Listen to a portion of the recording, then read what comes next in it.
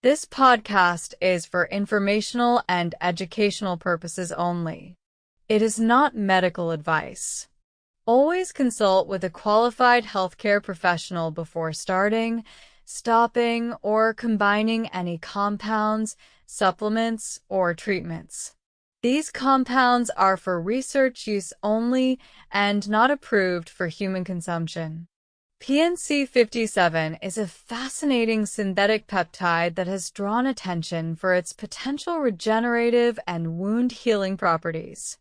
It was originally developed through research into host defense peptides, which are naturally occurring molecules in the body that help protect and repair tissues. This peptide has been particularly studied for its unique ability to accelerate healing, support tissue regeneration, and modulate inflammatory responses. Over time, interest in PNC-57 has expanded beyond laboratory settings into broader discussions among researchers, biohackers, and regenerative medicine enthusiasts. PNC-57 belongs to a class of peptides that interact with cellular repair pathways. What makes it especially interesting is that it doesn't simply act like a growth factor or stimulate new tissue growth indiscriminately. Instead, it seems to promote a more targeted and balanced regenerative response. That means supporting healing while also reducing the kind of excessive inflammation that can slow recovery. This dual action is why PNC-57 is often compared to other advanced regenerative peptides, even though its exact mechanisms are still being studied in detail. The earliest studies focused on wound healing, particularly chronic wounds that are slow to close and heal properly. In laboratory models, PNC-57 demonstrated accelerated epithelial closure, which means it helped the top layer of tissue repair itself faster. It also appeared to support the formation of granulation tissue, a key part of wound healing where new connective tissue and blood vessels form. This phase is critical for proper recovery, and many healing failures occur when granulation tissue doesn't form correctly. Another key point about PNC-57 is its relationship with immune modulation. Unlike many synthetic compounds that act like blunt tools, this peptide seems to work more like a regulator. It can decrease the levels of certain pro-inflammatory cytokines that prolong damage, while allowing normal immune processes to continue.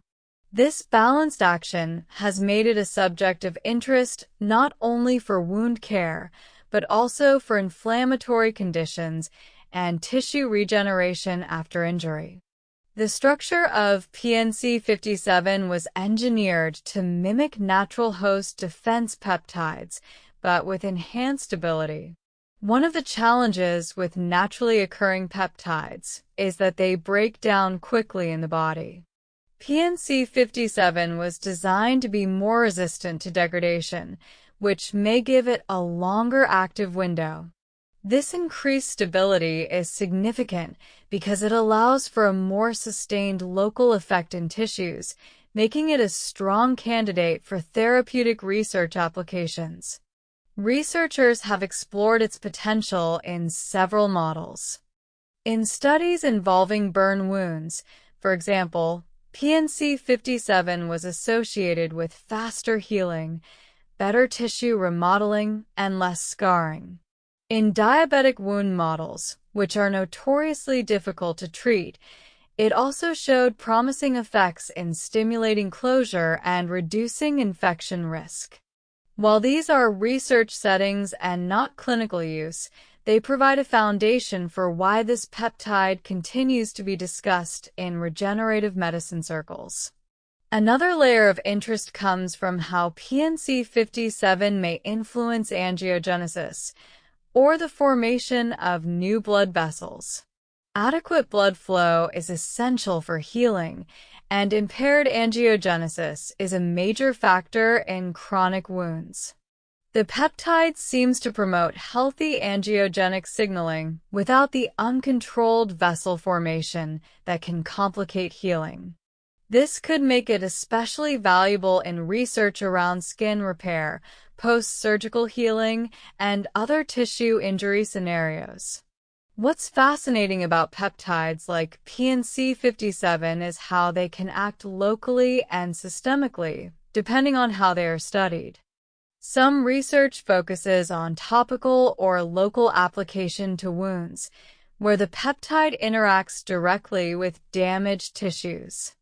Other research explores the systemic signaling pathways it may influence through immune modulation and cellular communication. This dual potential makes it unique among many regenerative compounds. Another topic often discussed among researchers is its potential impact on pain and inflammation at the site of injury. Some studies suggest that PNC-57 may help reduce the inflammatory cascade that leads to prolonged pain. By moderating certain signals without completely suppressing the immune response, the peptide may encourage a faster return to normal tissue function. Because PNC-57 works through complex pathways involving immune regulation, angiogenesis, and tissue remodeling, researchers often compare it to peptides like LL37 or BPC-157, though it is structurally and functionally distinct. Its profile appears to be more selective and possibly less inflammatory than LL37, which is another host defense peptide known for its powerful but sometimes overly strong immune activation. The peptide's potential extends beyond wounds and inflammation. Early exploratory research has examined how it may interact with epithelial tissues in organs such as the lungs and intestines. This is because host defense peptides often play a role in maintaining mucosal barriers. A healthy mucosal barrier is crucial in protecting the body from pathogens and maintaining homeostasis.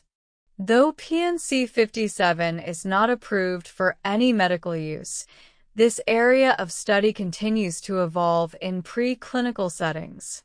Its stability and selectivity have also made it a candidate for research in tissue engineering. In experimental models, PNC-57 has been combined with scaffolds, hydrogels, and other biomaterials to study whether it can enhance the integration and healing of engineered tissues. This could one day contribute to advanced wound dressings or even regenerative implants if future research proves successful. Something else worth noting is how this peptide may influence scar formation. Normal wound healing involves 3 overlapping phases: inflammation, proliferation, and remodeling. Poor regulation in any of these can lead to hypertrophic scars or delayed healing. By promoting efficient transitions between phases, PNC-57 may reduce the chance of abnormal scar formation, at least in laboratory models. The peptide also has an interesting profile when it comes to microbial defense. Like other host defense peptide mimics, it may exhibit mild antimicrobial activity. Rather than killing microbes directly like an antibiotic, it seems to support the body's natural defense systems in creating an environment less hospitable to pathogens. This is an important distinction because overuse of antibiotics contributes to resistance, whereas peptides that work through immune modulation may bypass that problem. Of course, all of this remains in the research domain. PNC-57 is not an FDA-approved drug, and it is not intended to treat, cure, or prevent any disease. Much of the data comes from preclinical studies and animal models. More research is needed to fully understand its safety profile, dosing considerations, and long-term effects. The discussions in biohacking communities often revolve around how PNC-57 fits into the broader category of regenerative peptides. Some see it as a potentially gentler but still effective option for wound support research. Others focus on its immune-modulating properties and how that may intersect with broader health and repair mechanisms. Its synthetic origin also allows for better control over quality and structure compared to some naturally extracted compounds. This means that in controlled research settings, it can be studied more consistently. Consistency is a critical factor when trying to draw meaningful conclusions from scientific data.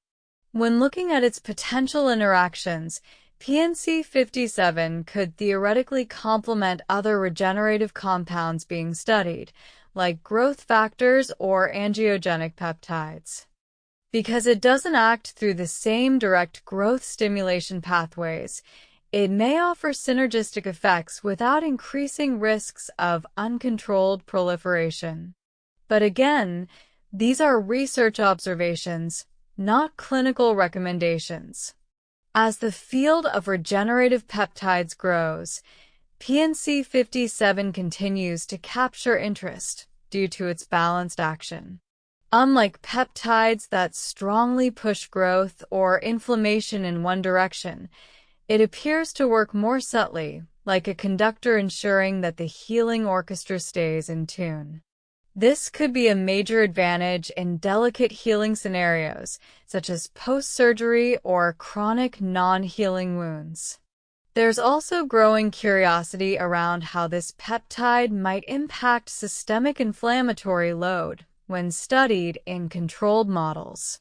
Chronic inflammation contributes to a wide range of conditions, and compounds that can safely modulate inflammation are in high demand.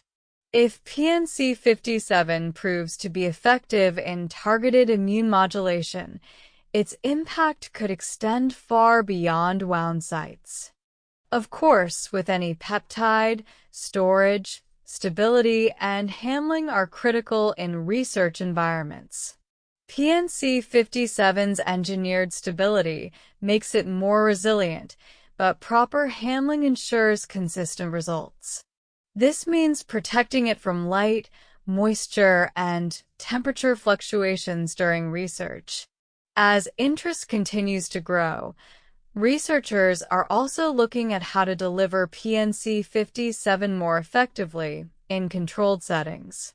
Options explored in studies include topical gels, sprays, and other delivery vehicles designed to keep the peptide stable and active where it's needed most. Delivery method can significantly impact how well peptides perform in experiments. The future of PNC-57 research likely involves expanding beyond wounds and inflammation into organ-specific studies.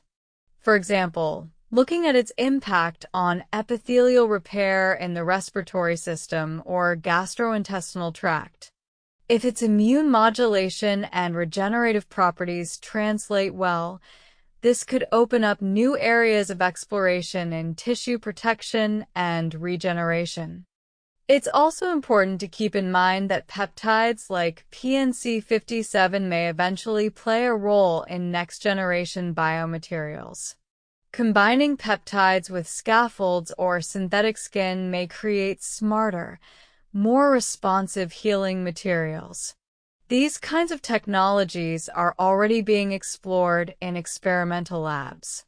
Some studies have also observed that PNC-57 does not seem to provoke the same kind of excessive immune activation that can be a drawback of some other host defense mimics. This could make it safer in sensitive tissues, though long-term safety still needs more study. Even though this peptide isn't as widely discussed as more mainstream compounds like BPC-157 or TB-500, it has a unique niche. Its combination of stability, immune modulation, and regenerative potential makes it worth paying attention to in ongoing research. This podcast is not medical advice and is for educational and informational purposes only. These compounds are for research use only and not for human consumption. Always consult with a qualified healthcare professional before making any health-related decisions. Thanks for listening, keep learning, and stay curious.